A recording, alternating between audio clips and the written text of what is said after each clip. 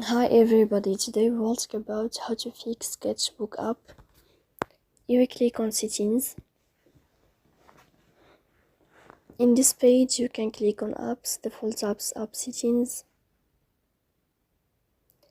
Here in this page you will go to above and you can search about Sketchbook like this. Then this page of app info, you can click on first stop and you can click OK. Here you will enter to storage. After that you can click on clear cache. In the end you can go to Play Store. We'll search about Sketchbook.